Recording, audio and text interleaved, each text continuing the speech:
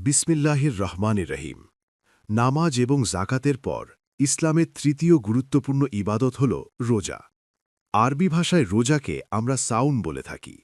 কোরআন অধ্যয়ন করলে বোঝা যায় রোজা মূলত আল্লাহর বড়ত্বের প্রকাশ করার মাধ্যম। আমরা যখন আল্লাহর সামনে মাথা নত করি, তার আনুগত্য করি, রোজা হল সেই আনুগত্যের প্রতীক। কারণ আমরা একমাত্র আল্লাহর সন্তুষ্টির জন্যই নিজেদের ওপর এমন সব বিধিনিষেধ আরোপ করি যা সাধারণ সময়ে বা স্বাভাবিক অবস্থায় আমাদের ওপর থাকে না। এ কারণেই হাদিসে বলা হয়েছে, রোজা আল্লাহর জন্য, আর আল্লাহ নিজেই এর প্রতিদান দিবেন।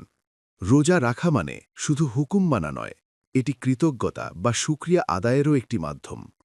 আল্লাহর অসীম সব নিয়ামতের স্বীকৃতি দেই আমরা রোজার মাধ্যমে।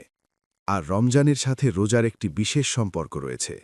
রমজান হল সেই মাস যাতে কোরআন নাজিল হয়েছে। কোরআন নিঃসন্দেহে মানুষের জন্য আল্লাহর এক বিশাল নিয়ামত। তাই রোজা রেখে আমরা মূলত এই মহান নিয়ামতের জন্য আল্লাহর দরবারে কৃতজ্ঞতা প্রকাশ করি। রোজার ইতিহাস থেকে আমরা জানতে পারি, এটি নবী সাল্লাল্লাহু আলাইহি ওয়াসাল্লাম নতুন করে শুরু করেননি। রোজা আগে থেকেই প্রচলিত ছিল।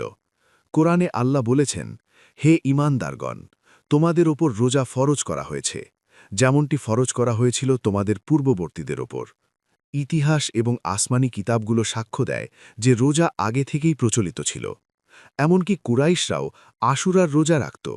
অর্থাৎ রোজা হল একটি চিরন্তন ইবাদত, যা নবী সাল্লাল্লাহু আলাইহি ওয়াসাল্লামের সময়ে এসে নতুন রূপ ও সংস্কার লাভ করেছে।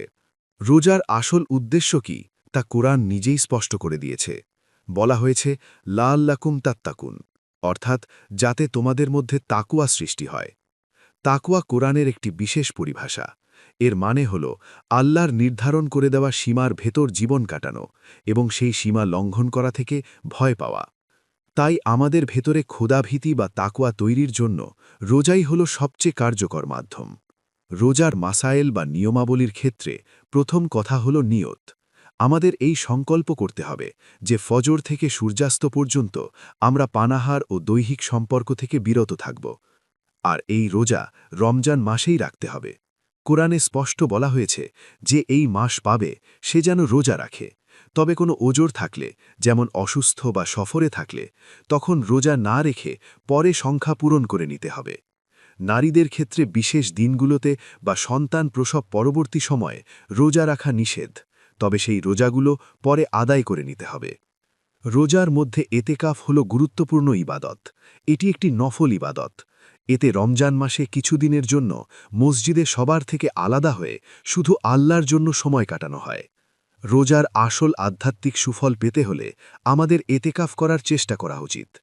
কোরআনে বলা হয়েছে, এতেকাফ অবস্থায় ইফতারের পর খাওয়া দাওয়া বৈধ হয়ে যায়, কিন্তু স্ত্রীর সাথে সম্পর্ক স্থাপন তখনও নিষিদ্ধ থাকে। আর অত্যন্ত জরুরি প্রয়োজন ছাড়া মসজিদ থেকে বের হওয়া যাবে না। আর যেমনটা আমি আগেই বলেছি, রোজার মূল উদ্দেশ্য হল নিজের ভেতর তাকওয়া বা ক্ষুধাভীতিকে জাগ্রত করা। তাই রমজান মাসে আমাদের এই বিষয়টি বিশেষভাবে লক্ষ্য রাখতে হবে। ওয়া আখিরু দাওয়ানা আনিল হামদুলিল্লাহি রাব্বিল আলামিন।